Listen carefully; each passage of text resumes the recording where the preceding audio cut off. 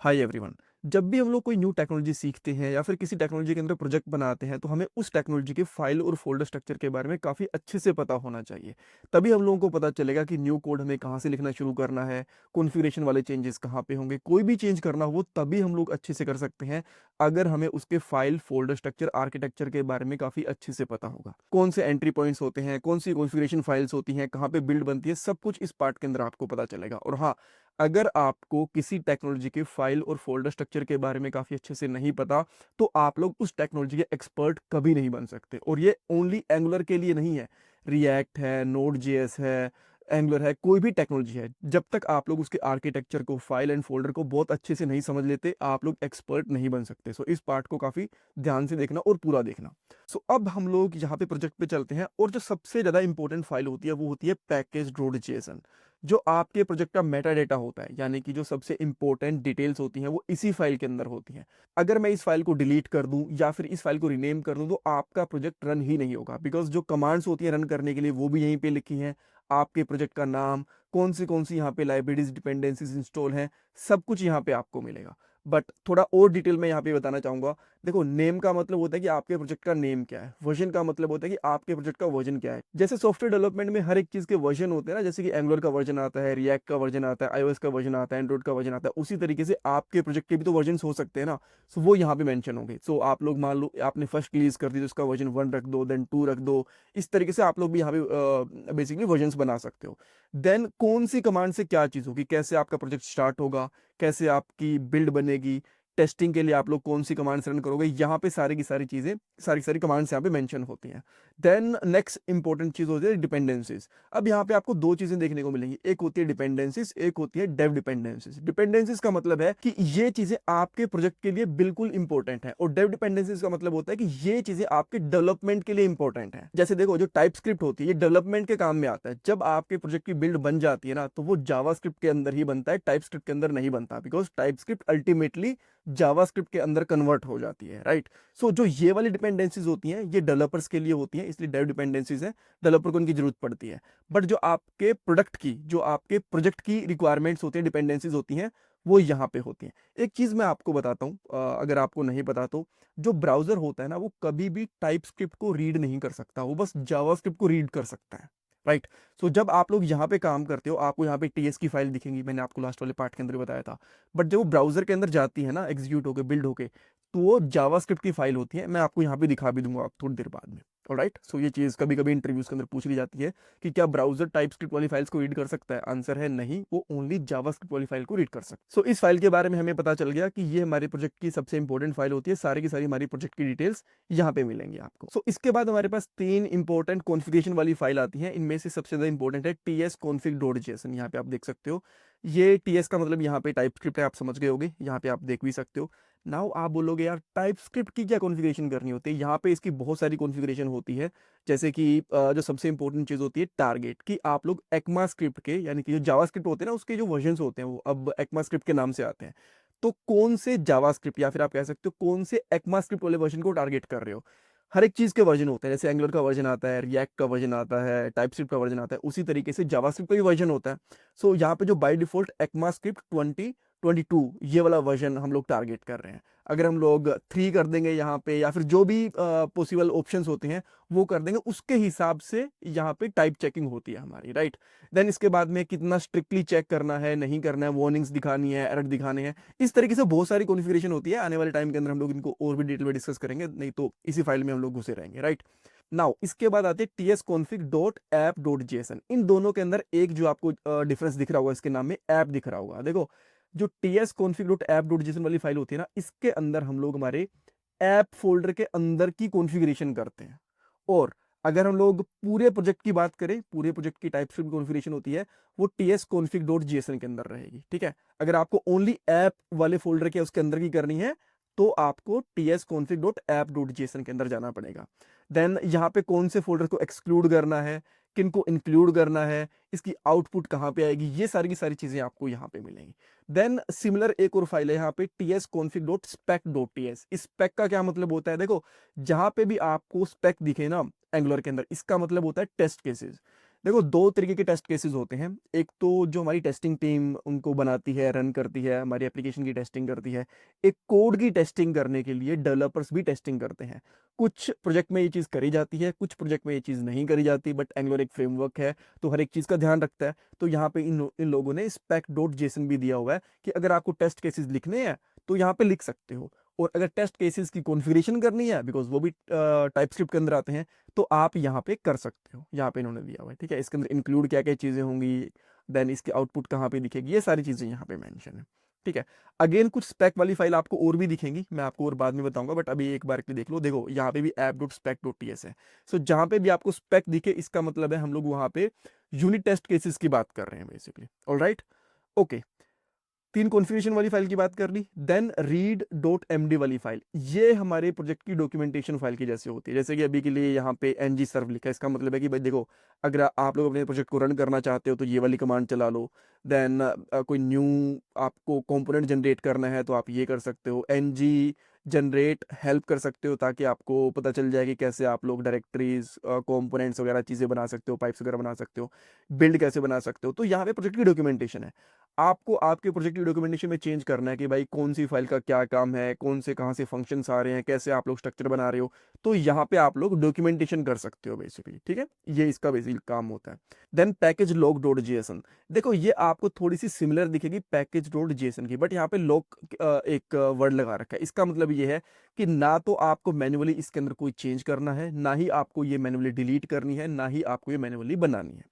जो हमारी package dot JSON वाली फाइल होती है ना, इसके अंदर हमारे पास डिपेंडेंसीज होती हैं और डेव डिपेंडेंसीज होती हैं, ठीक है? बट आपके सिस्टम के अंदर डिपेंडेंसी का एग्जैक्टली कौन सा वर्जन स्टोर होगा वो डिसाइड करती है पैकेज लॉक डॉट जेसन। कैसे? देखो अभी के लिए मान के चलो कि आपके पास एंगुलर जो कॉमन है, इसका वर्जन है 21.0.0, ठीक है? ये आपने 1 महीना पहले इंस्टॉल कर लिया। अब एक दूसरा डेवलपर आया, सेम प्रोजेक्ट पे काम कर रहा है, जब वो इंस्टॉलेशन करेगा ना, तब तक मान लो इसका वर्जन आ चुका है 2 या फिर 3 आ गया, इसका कुछ पैच 4 ऐसे कुछ चीजें आ गई, राइट? तो दोनों का वर्जन अलग अलग नहीं हो जाएगा, आपका वर्जन अलग हो गया, उसका वर्जन अलग हो गया। देन आप बोलोगे नहीं नहीं, हम लोगों ने तो यहाँ पे 21.0.0 लिखा है, तो वही वाला इंस्टॉल होगा। नहीं नहीं, ये आपकी गलतफहमी है। अगर यहाँ पे कैप लगी है, इसका मतलब ये है कि मिनिमम 21 वाला वर्जन चलेगा। इसका कोई माइनर या कुछ पैच आता है तो वो हम लोग इंस्टॉल कर लेंगे, ठीक है? ये इसका मतलब है। अगर आपको एग्जैक्ट चाहिए तो आपको कुछ ऐसे रखना पड़ेगा, ठीक है? तो इसका मतलब है कि इससे थोड़ा सा ऊपर चलेगा माइनर वाला और ये वाला भी। बट अगेन अगर हम लोग श्योर नहीं है, कुछ चेंजेस वगैरह हो सकते हैं, कुछ इश्यूज आ सकते हैं, तो सेम आपको यहाँ पे वर्जन मिलेगा कि भाई एंगुलर का कौन सा वर्जन चलेगा। यहाँ पे लॉग डॉट जेसन है ना, यहाँ पे जो यहाँ पे मेंशन होगा वही एग्जैक्टली वर्जन स्टोर होगा पूरे के पूरे डेवलपमेंट टीम के अंदर, ठीक है? बिकॉज बहुत सारे डेवलपर्स हैं, कोई आज इंस्टॉल कर रहा है, कोई 4 दिन बाद में, कोई 10 दिन बाद में। तो पैकेज लॉग डॉट जेसन ध्यान रखिएगा कि सबके पास सेम वर्जन ही होना चाहिए। कुछ और भी काम होते हैं बट वो इतने इंपॉर्टेंट नहीं होते, बट ये भी आपके लिए आप ध्यान रख सकते हो। उसके बाद में पैकेज लॉग डॉट जेसन वाली फाइल, ये आपके एंगुलर की कॉन्फ़िगरेशन रखती है। जैसे यहाँ पे टाइपस्क्रिप्ट की कॉन्फ़िगरेशन थी, तो यहाँ पे आपके एंगुलर के प्रोजेक्ट की कॉन्फ़िगरेशन है।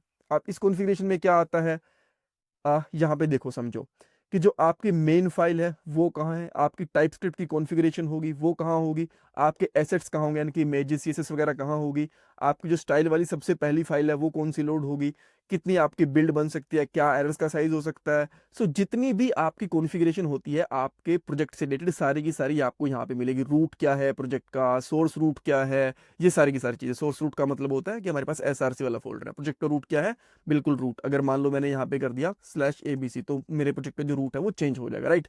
तो जितनी भी कॉन्फ़िगरेशन होती है हमारे प्रोजेक्ट से रिलेटेड, एंगुलर के प्रोजेक्ट से रिलेटेड, वो आपको यहाँ पे मिलेंगी। मोस्टली बिगिनर लेवल पे हम लोग यहाँ पे चेंजेस नहीं करते हैं, बट स्टिल आपको पता होना चाहिए। हाँ, किसी एक फाइल के अंदर मैं आपको यहाँ पे चेंजेस वगैरह करके दिखाऊंगा जस्ट फॉर फन, ठीक है? कि क्या क्या चेंजेस करोगे तो क्या क्या इंपैक्ट आएंगे। ओके।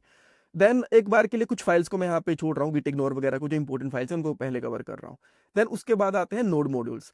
इसके अंदर अगर इसको आप ओपन करोगे ना, तो आपको बहुत सारे फोल्डर्स मिलेंगे। ये फोल्डर्स कहाँ से आए? देखो पैकेज डॉट जेसन के अंदर ना जो आपकी डिपेंडेंसीज हैं और डेव डिपेंडेंसीज हैं, इनके अकॉर्डिंग यहाँ पे फ़ोल्डर्स मिलते हैं आपको, ठीक है? मान लो आप कुछ और डिपेंडेंसीज़ यानी कि कुछ और लाइब्रेरीज़, पैकेज वगैरह इंस्टॉल करोगे तो यहाँ पे और भी फ़ोल्डर क्रिएट हो जाएँगे। सो डिपेंडेंसीज़ और डेव डिपेंडेंसीज़ के अकॉर्डिंग यहाँ पे आपको फ़ोल्डर्स मिलते हैं।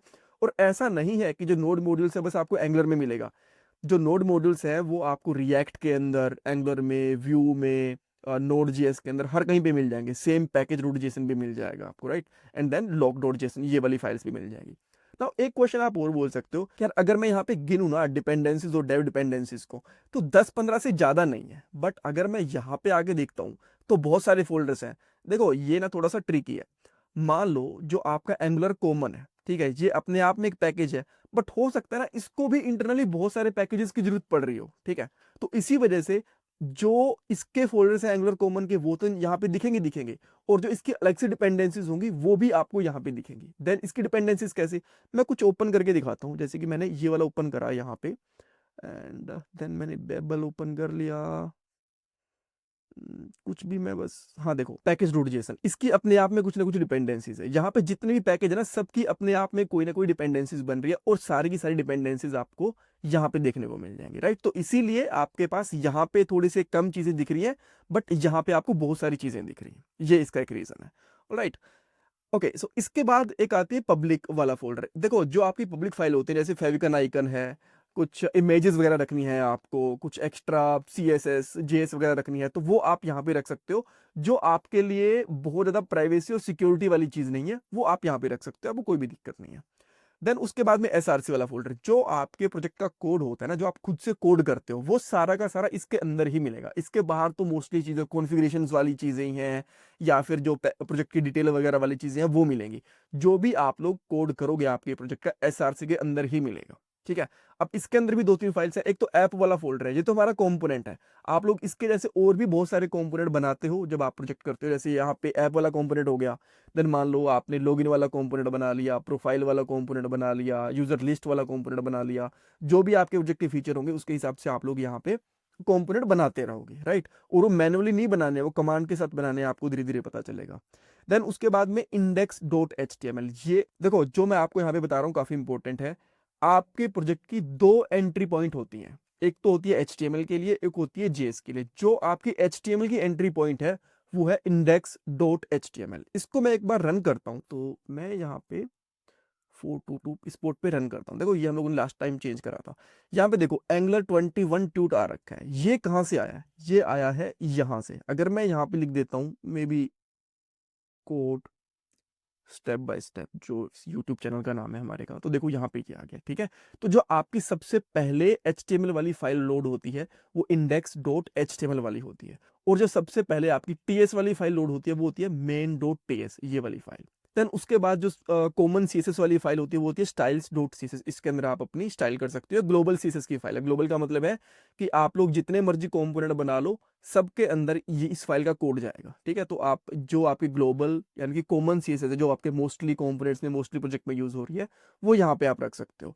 नाउ आप एक क्वेश्चन और पूछोगे कि यार जो ये main.ts वाली फाइल है, ये कैसे बता प्रोजेक्ट को कि ये हमारी एंट्री पॉइंट है? ये आपको मिलेगी पैकेज डॉट जेसन के। यहाँ पे आके जाके आपको, यहाँ पे आके लिखना है आपको मेन। देखो यहाँ पे लिख दिया इसने main.ts वाली फाइल। अगर मैं इसको चेंज कर दूंगा, मान लो इसको मैंने कर दिया मेन की जगह पे first.ts वाली फाइल, तो मेरी जो first.ts वाली फाइल रहेगी ना, वो मेरा एंट्री पॉइंट बन जाएगी, ठीक है? देन मुझे उस नाम से फाइल क्रिएट भी करनी पड़ेगी। नाउ इसके बाद जो ऐप वाले कंपोनेंट हैं, ये वाली चीजें, ये कैसे पता कि इसके अंदर लोड होनी है? main.ts के अंदर अगर आप यहाँ पे आते हो तो इसने देखो ऐप वाले फोल्डर का जो ऐप कंपोनेंट है वो यहाँ पे लोड हो रखा है। तो इस तरीके से देन पता चलता है आगे आगे कि कौन से कंपोनेंट्स, कौन सी फाइल्स को हमें लोड करवाना है, राइट? देन अगर इसको ओपन करते हैं, देखो यहाँ पे 3-4 चीजें हैं। नाउ app.config.ts वाली फाइल है ना, ये आपके ऐप वाले कंपोनेंट या फिर इसके अंदर जो भी हमारे कंपोनेंट्स बनेंगे उनकी कॉन्फ़िगरेशन वाली फाइल है। आप बोलोगे यार ये तो आपने पहले बताया था ना, ts-config.app.json। देखो ये तो इसकी टाइपस्क्रिप्ट की कॉन्फ़िगरेशन थी, बट अगर आपको ओवरऑल प्रोजेक्ट की कोई कॉन्फ़िगरेशन करनी है, वो यहाँ पे होगी, इसके अंदर होगी, ठीक है? ऐप वाली ये टाइपस्क्रिप्ट की कॉन्फ़िगरेशन, जो दूसरी कॉन्फ़िगरेशन होती है हमारे प्रोजेक्ट से रिलेटेड वगैरह, वो यहाँ पे होंगी। देन ये ऐप की CSS वाली फाइल, ये आप ऐप की HTML वाली फाइल, ये राउट्स का मतलब होता है कि जैसे अभी तो हम लोग रूट पे हैं, देन हमने about us, home, login, profile, ये सारे राउट्स बनाने हैं, URLs बनाने हैं। वो हम लोग यहाँ पे रजिस्टर करते हैं बेसिकली। देन app.spec.ts, जब हम लोग यूनिट टेस्ट केसेस लिखते हैं डेवलपर, तो यहाँ पे उसके टेस्ट केसेस वगैरह लिखते हैं। देन ये हमारी मेन ऐप की फाइल है टीएस वाली, app.ts। इसके बारे में हम लोगों ने पहले बात करा था कि यहीं से हमें कौन सी सीएसएस वाली फाइल, कौन सी एचटीएमएल वाली फाइल लोड करनी है, यहाँ से पता चलता है, राइट। देन इसके बाद में कुछ और चीजें हैं, जैसे कि गिट इग्नोर। गिट इग्नोर का मतलब, अच्छा गिट क्या काम में आता है, जो आपका प्रोजेक्ट का कोड होता है ना, वो आप एक जगह पे डिप्लॉय करते हो, जिसको हम लोग बोलते हैं गिट। इसके अलग अलग वेबसाइट होती हैं, आप लोग गिटहब यूज कर सकते हो, क्लाउड लैब यूज कर सकते हो, देन गिट लैब भी यूज कर सकते हो। वो जो आपका मन करे, जो आपकी कंपनी चाहेगी वो यूज करेगी। बट बेसिकली इसका फंडा क्या होता है कि जितने डेवलपर काम करेंगे, काम करने के बाद में वहां पे कोड रख देंगे, गिट के ऊपर कोड रख देंगे, और जब उनको जरूरत पड़ेगी एक दूसरे कोड की, वो वहां से उठा लेंगे कोड को बेसिकली, ठीक है। इतना सिंपल होता है, आप समझ लो। तो अब आपने कौन से कोड को पुश करना है, यानी कि कौन सा कोड गिट के ऊपर डालना है, कौन सा नहीं डालना, वो यहाँ पे डिपेंड करता है।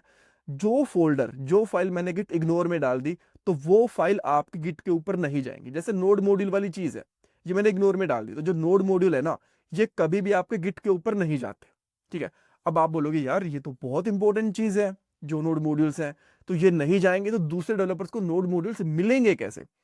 उसके लिए क्या होता है, देखो, ये जो नोड मॉड्यूल्स है ना, बहुत बार जब आपका प्रोजेक्ट बड़ा होता है, तो इसका साइज जीबी के अंदर भी चला जाता है। तो बेसिकली क्या होता है, अगर ये नोड मॉड्यूल्स यहाँ पे नहीं भी रहेंगे, मैं इनको मान लो डिलीट भी कर देता हूँ, तो यहाँ पे हमें एक कमांड चलानी होती है npm install, तो ये अपने आप आ जाते हैं। जैसे मैं यहाँ पे आके सिंपली करता हूँ npm i या फिर npm install, तो ये नोड मॉड्यूल्स यहाँ पे दोबारा बन जाएंगे। देखो यहाँ पे दोबारा बन चुके हैं यहाँ पे, ठीक है, इसकी इंस्टॉलेशन यहाँ पे आ गई है। तो जब दूसरा डेवलपर जाएगा, उसको सबसे पहले npm i कमांड चलानी होती है, तो ये नोड मॉड्यूल्स उसके वापस आ जाते हैं। बिकॉज यहाँ पे हम लोग डेवलपर्स का कोड नहीं रखते, यहाँ पे तो हमारे पास जो लाइब्रेरी वाला कोड होता है वो होता है, वो अपने आप डाउनलोड हो जाता है। तो 2-3 जीबी का जो डाटा है, वो हमें क्यों गिट के ऊपर डालना है, उसको डाउनलोड करने वगैरह में टाइम लगेगा, बेटर है उसको इंस्टॉल कर लो, ठीक है। और जब एक बार आ गए, तो आपको दोबारा से उसको इंस्टॉल करने की जरूरत पड़ेगी भी नहीं। बस एक बार फर्स्ट टाइम की बात होती है कि जब आप फर्स्ट टाइम अपना प्रोजेक्ट गिट से लेते हो, तब ये वाला फोल्डर नहीं मिलता, उसके बाद तो आपके यहाँ पे रहता ही है, ठीक है। सो गिट इग्नोर के अंदर जो हमें गिट के ऊपर फाइल्स नहीं डालनी होती, वो रहती है यहाँ पे। देन उसके बाद में VS कोड, जो आपका कोड एडिटर है, इसकी आपको कोई सेटिंग वेटिंग करनी है, कौन सी एक्सटेंशन करनी है, कैसे इसको लॉन्च वगैरह करना है, उससे रिलेटेड है। इसका आपके प्रोजेक्ट से कोई भी लेना देना नहीं होता। देन उसके बाद में एडिटर कॉन्फ़िग, ये बेसिकली क्या है कि जब आप लोग कोड वगैरह की फॉर्मेटिंग करते हो, तो कितना स्पेस देना है, फ़ॉन्ट का साइज क्या रहेगा, न्यू लाइन कैसे आएगी, इन सब की, ये भी बेसिकली आपके एडिटर के कॉन्फ़िगरेशन से रिलेटेड होती है। अगर मैं इसको उठा के डिलीट भी कर दूं ना, इसको इसको कोई फर्क नहीं पड़ने वाला आपके प्रोजेक्ट के ऊपर। और डॉट एंगुलर, ये बेसिकली आपकी कैशे वगैरह को मेंटेन करता है कि बिल्ड में कितना टाइम लग गया, कितना टाइम लगना चाहिए, उसको फास्ट वगैरह बनाने की कोशिश करता है। इसका भी कुछ डेवलपमेंट से रिलेटेड कुछ ज़्यादा रोल है नहीं basically, right. So I hope आपको सारी फाइल्स के बारे में पता चल गया। इंटरव्यू क्वेश्चन सबसे पहले ये पूछ सकते हैं, पैकेज डॉट जेसन का यूज क्या है, आप अपने प्रोजेक्ट की कॉन्फ़िगरेशन कहाँ करोगे, एंगुलर.js के अंदर। टाइप स्क्रिप्ट की कॉन्फ़िगरेशन कहाँ करोगे, tsconfig.js के अंदर। स्पेक का क्या मतलब होता है, यहाँ पे स्पेक जहाँ भी हम लोगों ने देख लिया, या तो यूनिट टेस्ट केसेस से रिलेटेड है, या फिर उसकी कॉन्फ़िगरेशन से रिलेटेड है। देन उसके बाद में एक चीज पूछ सकते हैं कि डिपेंडेंसीज और डेव डिपेंडेंसीज में क्या फर्क होता है, ये चीज आप बता सकते हो, आपको ऑलरेडी बता चुका हूँ, राइट। अब हम लोग एंगुलर में इंटरपोलेशन के बारे में बात करने वाले हैं। देखो, ये एंगुलर का one of the most important topic है। जब भी आप लोग एंगुलर के प्रोजेक्ट में काम करोगे ना, तो डेफिनेटली कहीं ना कहीं पे आपको इंटरपोलेशन की जरूरत पड़ेगी ही पड़ेगी। और अगर आपको नहीं पड़ती, तो आपका प्रोजेक्ट बहुत ही सिंपल, बहुत ही छोटा है, आपको नॉर्मल HTML CSS में बना लेना चाहिए। एंगुलर की वहां पे जरूरत ही नहीं है आपको, ऑलराइट। सो काफी इंपॉर्टेंट फीचर है, हर जगह पे काम आता है, काफी डिटेल में डिस्कस करेंगे, पूरा देखना इस पार्ट को। सबसे पहले मैं आपको बताऊंगा इंटरपोलेशन ये होता क्या है, ये कैसे काम करता है, एग्जांपल देखेंगे, इसकी लिमिटेशंस देखेंगे, इसके इंपॉर्टेंट पॉइंट्स को समझेंगे। इनलाइन टेम्पलेट क्या होती है, ये थोड़ा इंटरेस्टिंग चीज है, इसके बारे में हम लोग बात करने वाले हैं। डेवलपर्स कॉमन मिस्टेक्स क्या करते हैं इंटरपोलेशन के केस में, वो हम लोग बात करेंगे। इंटरव्यू क्वेश्चन डिस्कस करने वाले हैं, नोट्स, कोड, प्लेलिस्ट का लिंक आपको डिस्क्रिप्शन बॉक्स में मिल जाएगा। ऑलराइट, अब पहले क्वेश्चन पे चलते हैं। इंटरपोलेशन बेसिकली है क्या? देखो, ये एक एंगुलर का फीचर होता है, जिसकी हेल्प से आप लोग टाइपस्क्रिप्ट वाले डेटा को डिस्प्ले करवा सकते हो। सो इंटरपोलेशन को और डिटेल में समझने के लिए एक बार हम लोग प्रोजेक्ट पे आते हैं। सो देखो, जब भी आप लोग एंगुलर के अंदर कंपोनेंट बनाते हो, या फिर जो पहले से ऐप वाला कंपोनेंट बना हुआ होता है ना, उसके अंदर दो सबसे ज्यादा इंपॉर्टेंट फाइल होती हैं। एक होती है app.ts, जहां पे आप देख पा रहे हो, एक होती है app.html वाली फाइल। जब आपको डाटा डिस्प्ले करवाना होता है, तो वो डाटा आपको यहाँ पे लिखना होता है, उसके लिए कोड आपको यहाँ पे लिखना होता है। बट जो आपका लॉजिक रहता है, जो भी आप लोग कैलकुलेशन वगैरह करते हो, वो सारी की सारी चीजें यहाँ पे रहती हैं। अब एग्जाम्पल के लिए मैं यहाँ से सब कुछ हटा देता हूँ। एक मेरे पास प्रॉपर्टी है नेम, जिसके अंदर मैंने डाल दिया अनिल सिद्धू। अब जो ये नेम प्रॉपर्टी है, इसको मैं ब्राउजर पे देख कैसे सकता हूँ? अभी के लिए तो बहुत ही सिंपल सी प्रॉपर्टी है, बट इसके अंदर कुछ कैलकुलेशन हो सकती है, मैथमेटिकल फॉर्मूलाज वगैरह हो सकते हैं जो ये नेम है ये एपीआई वगैरह से आया हो, किसी भी तरीके से हो सकता है। तो इसको हम लोग ब्राउजर पे कैसे देखेंगे? HTML वाली फाइल की हेल्प से। तो मैंने यहाँ पे सब कुछ हटा दिया। अब अगर मैं इस नेम को डायरेक्टली यहाँ पे लिखता हूं इस तरीके से, तो मुझे नेम ही मिलेगा, अनिल सिद्धू वहां पे डिस्प्ले होता हुआ नहीं दिखेगा। आप यहाँ पे चेक भी कर सकते हो, राइट। और अगर मैं यहाँ पे आके मान लो HTML वाली टैग ले लेता हूँ इस तरीके से, देन इसके अंदर नेम लिखता हूँ, तो भी कुछ नहीं आने वाला, नेम ही दिखेगा, राइट। तो इसको हमें डिस्प्ले कैसे करवाना है? इंटरपोलेशन की हेल्प से। इंटरपोलेशन क्या है? ये है डबल करली ब्रेसेस को ओपन करना, देन इनको बंद कर देना। ये सिंटैक्स होता है आपका इंटरपोलेशन का। अगर मैं इसके अंदर नेम डालता हूं तो आपको अनिल सिद्धू दिखेगा। अब ये यहां से ऑरेंज कलर का क्यों आ रहा है? ये मैंने लास्ट वाले पार्ट के अंदर करा था, यहां से आ रहा था, इसको मैं हटा देता हूं यहां। सो अब ये सही हो गया, यहां पे आप देख सकते हो। सो जो हम लोग यहाँ पे डबल करली ब्रेसेस लगाते हैं, इसको बोलते हैं इंटरपोलेशन। और इसके अंदर जो आपका टाइप स्क्रिप्ट का डेटा है वो यहाँ पे डिस्प्ले हो जाएगा, राइट। अब मान लो मेरे पास कुछ और चीजें हैं, अगेन मैं यहाँ पे लेता हूँ लेट्स से कि, तो अगेन मैंने यहाँ पे एक ईमेल आईडी ले ली और इसका मैंने यहाँ पे नाम रख दिया anil@test.com, इस तरीके से रख दिया, ठीक है। अब मैं अगेन इसको डिस्प्ले करवाना चाहता हूँ, तो फिर भी मैं एक H1 टैग ले लूंगा। अगेन मुझे इंटरपोलेशन वाली चीजें लेनी है, डबल करली ब्रेसेस को ओपन करना है, बंद करना है, और यहाँ पे ईमेल लिख दूंगा, आपको यहाँ पे चीजें दिख जाएंगी। इतना सिंपल होता है, ठीक है। अब ये काम करता कैसे, एक्चुअली चीज समझ में कैसे आती है? जब भी आप लोग कोई नॉर्मल टैग लगाते हो और यहाँ पे लिख देते हो नेम वगैरह कुछ भी, तो एंगुलर को यहाँ पे लगता है कि कुछ स्पेशल यहाँ पे नहीं है, बस एक H1 टैग के अंदर कुछ इन्होंने टेक्स्ट प्रिंट करवाया है। बट जैसे ही मैं यहाँ पे इस तरीके से करली ब्रेसेस का यूज करता हूँ, तब एंगुलर को समझ में आता है कि पहले मुझे चेक करना है जो भी यहाँ पे डाली गई चीज है, जो भी मैंने यहाँ पे लिखा है, क्या वो कोई प्रॉपर्टी है, कोई फंक्शन है TS वाली फाइल का। अगर वो है तो उसको डिस्प्ले करवाओ, यहाँ पे उसको एग्जीक्यूट करवाओ। अगर वो नहीं है, जैसे यहाँ पे 10+10 इस तरीके से लिखा हुआ है, ये चीज है, देन ये इसकी कैलकुलेशन करना शुरू कर देगा, एज ए जावास्क्रिप्ट इसको रन करना शुरू कर देगा और आपको इस तरीके से आउटपुट आ जाएगा। बट अगर यहाँ पे कुछ ऐसा है जो कुछ कैलकुलेशन करने लायक भी नहीं है और कुछ यहाँ वाला भी नहीं है, जैसे कि मैं यहाँ पे डाल देता हूँ एप्पल, इस तरीके से है, देन मैं इसको सेव करता हूँ, तो एरर दे दिया कि भाई एप्पल नाम की कोई चीज एग्जिस्ट ही नहीं करती आपके ऐप वाले कंपोनेंट के अंदर, ठीक है। तो इस तरीके से बेसिकली इंटरपोलेशन आपकी काम करती है। यहाँ पे चेक करेगी कि कोई मैथमेटिकल कैलकुलेशन है या फिर कोई प्रॉपर्टी फंक्शंस वगैरह है TS वाली फाइल का, उसको डिस्प्ले करवाने की कोशिश करेगी, नहीं तो यहाँ पे एरर दे देगी। इतना सिंपल होता है। बट इंटरपोलेशन की कुछ लिमिटेशंस भी होती हैं, जैसे कि मैं प्रॉपर्टीज को यहाँ डिक्लेयर कर सकता हूँ बट यहाँ पे डिक्लेयर नहीं कर सकता। अब एग्जाम्पल के लिए मैंने यहाँ पे एक H1 टैग लिया और इसके अंदर मैंने कोई कैलकुलेशन करी, बहुत ही सिंपल है, मैं यहाँ पे कर सकता हूँ 10+20+30, ये हम लोगों ने अभी भी 3-4 बार करके देखो, यहाँ पे 60 आ रही है। बट अगर आप ये करना चाहते हो, यहाँ पे एक H1 लेके इस तरीके से यहाँ पे डाल दो नेम और इसमें आप डाल दो यहाँ पे 20, इस तरीके से करना चाहते हो, तो वो चीज नहीं चलेगी, ठीक है। तो इसकी लिमिटेशंस होती हैं, हर चीज नहीं कर सकते। अगर नॉर्मल कैलकुलेशन करनी है, कुछ डिस्प्ले वगैरह करना है, ये चीजें आप कर सकते हो। बट अगर आप लोग यहाँ पे चाहते हो कि न्यू वेरिएबल क्रिएट कर लो, न्यू प्रॉपर्टीज क्रिएट कर लो, उसमें वैल्यूज वगैरह साइन कर लो, तो वो बेसिकली पॉसिबल नहीं है यहाँ पे, ऑलराइट। तो लिमिटेड चीजें आप लोग यहाँ पे कर सकते हो। यहाँ पे आप लोग सिग्नल्स को डिस्प्ले करवा सकते हो, फंक्शंस को भी डिस्प्ले करवा सकते हो। सिग्नल के लिए तो मैं एक अलग से पार्ट लेके आऊंगा, यहाँ पे घुसाऊंगा नहीं, अदरवाइज हम लोग कहीं और ही चले जाएंगे। एक नॉर्मल फंक्शन क्रिएट करके देख लेता हूँ। जैसे इस फंक्शन का नाम रखता हूँ गेट नेम, ये मैंने फंक्शन रखा, देन मैं यहाँ पे आके रिटर्न कर देता हूँ इसको सिंपली दिस डॉट नेम। अब ये दिस डॉट नेम क्यों है? जब हम लोग नॉर्मल जावास्क्रिप्ट लिखते हैं तो बस नेम ही आ जाता है। देखो यहाँ पे हम लोग क्लास यूज कर रहे हैं, अगर आप लोग किसी क्लास की प्रॉपर्टी को उसी की किसी फंक्शन में यूज करना चाहते हो तो आपको दिस यूज करना पड़ेगा। अगर आप लोग दिस यूज नहीं करोगे तो काम नहीं करेगी, अदरवाइज आपको यहाँ पे लेट नेम इस तरीके से डिक्लेयर करना पड़ेगा, इस तरीके से, तो ये समझ जाएगा, ठीक है।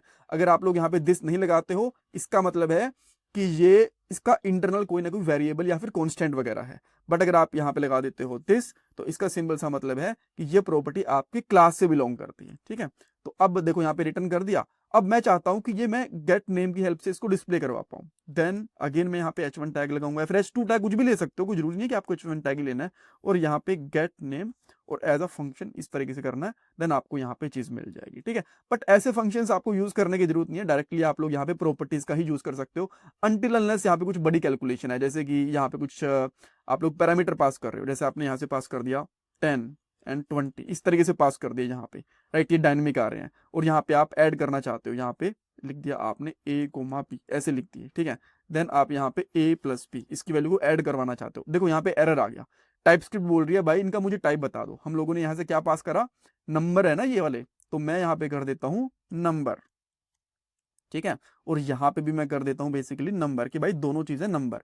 जब भी हम लोग पैरामीटर वगैरह लेते हैं टाइप स्क्रिप्ट की वजह से उसका टाइप डिफाइन करना होता है, और कैसे टाइप डिफाइन करना होता है, ए जो हमारे पैरामीटर का नाम है, उसके बाद में कोलन लाइक दिस, ठीक है। अब मैं यहाँ पे आता हूँ तो देखो इसका आंसर हमें 30 मिल गया, ठीक है। अगर मैं यहाँ पे कर देता हूँ लेट से 100 एंड 200 तो मुझे यहाँ पे 300 आंसर मिल जाएगा। ऐसे अगर कोई केस बनता है आपका तो आप लोग फंक्शंस यूज कर सकते हो, अदरवाइज आप लोग नॉर्मल प्रॉपर्टीज यूज करो, वही आपका एक बेटर तरीका है। अब हम लोग कुछ और इंपॉर्टेंट चीजें डिस्कस करते हैं इंटरपोलेशन के बारे में। आप लोग इसको चाहो तो वन वे डाटा बाइंडिंग भी कह सकते हो। वन वे डाटा बाइंडिंग और टू वे डाटा बाइंडिंग क्या होती है, जब आप लोग app.ts से कोई डाटा app.html के अंदर भेजते हो तो वो होती है आपकी one way data binding. But अगर आप लोग कुछ डाटा app.ts से html में और वापस html से यहाँ पे add.ts के अंदर भेज पा रहे हो तो वो होती है two way data binding. But interpolation basically क्या करती है, यहाँ के प्रॉपर्टीज, यहाँ के फंक्शंस वगैरह को यहाँ पे डिस्प्ले करवाती है, तो इसलिए ये वन वे डाटा बाइंडिंग ही है, राइट। हाँ, एक चीज आपको ध्यान रखनी है, मान लो आपके पास यहाँ पे कोई प्रॉपर्टी है, जैसे नेम है, कुछ कुछ भी चीज है, और यहाँ पे बटन की हेल्प से हम लोग इसको चेंज कर रहे हैं, क्लिक के ऊपर चेंज हो गई या फिर एपीआई की वजह से चेंज हो गई, तो ये ऑटोमेटिकली यहाँ पे चेंज हो जाएगी, यूआई के ऊपर ऑटोमेटिकली चेंज हो जाएगी। आपको कुछ रिफ्रेश वगैरह करने की जरूरत नहीं है, आपको gate document dot gate element by ID वगैरह कुछ करके जबरदस्ती करने की जरूरत नहीं है, अपने आप यहाँ पे अपडेट हो जाएगी जैसे यहाँ पे कोई वैल्यू अपडेट होती है तो, ठीक है। इंटरपोलेशन के अंदर आप लोग एक्सप्रेशन लिख सकते हो, जैसे मैंने आपको बताया, जहां पे कुछ कैलकुलेशन वगैरह करनी है, छोटी मोटी चीजें करनी है, वो कर सकते हो। बट जो बड़े लॉजिक होते हैं वो आपको यहाँ यूज नहीं करने चाहिए, असाइनमेंट वगैरह वाली चीजें होती हैं वो आपको यहाँ पे यूज नहीं करनी चाहिए। और जो इंटरपोलेशन होती है ना, वो क्रॉस साइट स्क्रिप्टिंग के लिए भी सेफ होती है। अब देखो, अगर आप लोगों ने पहले किसी रिएक्ट के, एंगुलर पे, जावास्क्रिप्ट के बहुत बड़े प्रोजेक्ट पे काम करा है तो आप लोगों को क्रॉस साइट स्क्रिप्टिंग का आइडिया होगा। नहीं है तो कोई बात नहीं, आने वाले पार्ट के अंदर डिटेल में डिस्कस करेंगे। बट अभी के लिए इतना ध्यान रखो, क्रॉस साइट स्क्रिप्टिंग आपकी वेबसाइट के डाटा को चोरी करवा सकती है, उसको हैक वगैरह करवा सकती है। सो जो इंटरपोलेशन होती है क्रॉस साइट स्क्रिप्टिंग से बेसिकली आपको बचा सकती है। देन आपका अगर कोई कॉम्प्लेक्स फंक्शन है या फिर कुछ हैवी कैलकुलेशन वगैरह हो रही है तो वो भी आपको टाइपस्क्रिप्ट वाली फाइल के अंदर ही करनी चाहिए, इंटरपोलेशन के अंदर आपको वो चीज नहीं करनी चाहिए। ऑलराइट, सो ये कुछ इंपॉर्टेंट चीजें थी इंटरपोलेशन के बारे में। आई होप आपको डेफिनेटली बहुत कुछ जानने को मिला होगा। एक चीज और रह गई, मैं आपको कह रहा था कि इनलाइन टेम्पलेट के बारे में आपको बताऊंगा। देखो, आपका मान लो कंपोनेंट काफी छोटा है, बहुत ही छोटा सा कंपोनेंट, आप चाहते नहीं कि मैं एक अलग से फाइल बनाऊं, तो आप लोग यहाँ पे भी HTML का काम कर सकते हो। कैसे, जो आपको यहाँ पे टेम्पलेट यूआरएल दिख रहा है ना, इसकी जगह पे सिंपली लिख दो आप लोग टेम्पलेट इस तरीके से, एंड देन इसके अंदर आप लोग HTML का कोड करना शुरू कर सकते हो। जैसे कि मैंने यहाँ पे एक H1 टैग कर दिया, इसको मैं बंद कर देता हूँ H1 टैग को, और यहाँ पे कोमा, और यहाँ पे लगा दूंगा इनलाइन टेम्पलेट, ठीक है। देन आप यहाँ पे आओगे, आपकी इनलाइन टेम्पलेट दी गई। इसके अंदर भी आप लोग इंटरपोलेशन यूज कर सकते हो। जैसे कि इनलाइन टेम्पलेट के बाद में मैं सिंपली यहाँ पे लिख रहा हूँ जस्ट टू शो, नेम लगा दिया मैंने, ठीक है। हाँ, डबल करली ब्रेसेस, सिंगल नहीं, डबल करली ब्रेसेस चाहिए। देन आप यहाँ पे चेक करोगे अनिल सिद्धू भी आ गया। तो इनलाइन टेम्पलेट के अंदर भी आप लोग इंटरपोलेशन यूज कर सकते हो। ये बहुत बार इंटरव्यूज में पूछ ली जाती है। तो अगर अलग से इंटरव्यू क्वेश्चंस की बात करें, देन आपसे ये पूछ सकते हैं वन वे डाटा बाइंडिंग क्या होती है, देन उसके बाद में क्या क्या चीजें आपको इंटरपोलेशन के साथ करनी चाहिए, इंटरपोलेशन होती क्या है, ये भी अपने आप में एक इंटरव्यू क्वेश्चन बनता है। इनलाइन टेम्पलेट क्या होती है, इनलाइन टेम्पलेट के अंदर हम लोग इंटरपोलेशन यूज कर सकते हैं कि नहीं कर सकते हैं, ये सारी चीजें बेसिकली पूछी जा सकती है, राइट। सो इसको मैं वापस से इस तरीके से रखता हूँ ताकि आप लोगों को जो पहले वाला कोड है वो आपको प्रॉपरली यहाँ पे विजिबल हो। Thank you so much for watching this part. और हाँ, अगर आप लोग एंगुलर के, रिएक्ट के, नोड के, जावास्क्रिप्ट के मॉक इंटरव्यूज कंडक्ट करना चाहते हो तो आप मेरे से टॉप मीट पे कनेक्ट कर सकते हो, लिंक आपको डिस्क्रिप्शन बॉक्स में मिल जाएगा। और पूरी प्लेलिस्ट बनी हुई है जावास्क्रिप्ट के इंटरव्यूज की भी, देन जावास्क्रिप्ट के टॉपिक्स की भी। सो पूरी प्लेलिस्ट का अगेन लिंक आपको डिस्क्रिप्शन बॉक्स में मिल जाएगा। Thank you so much guys.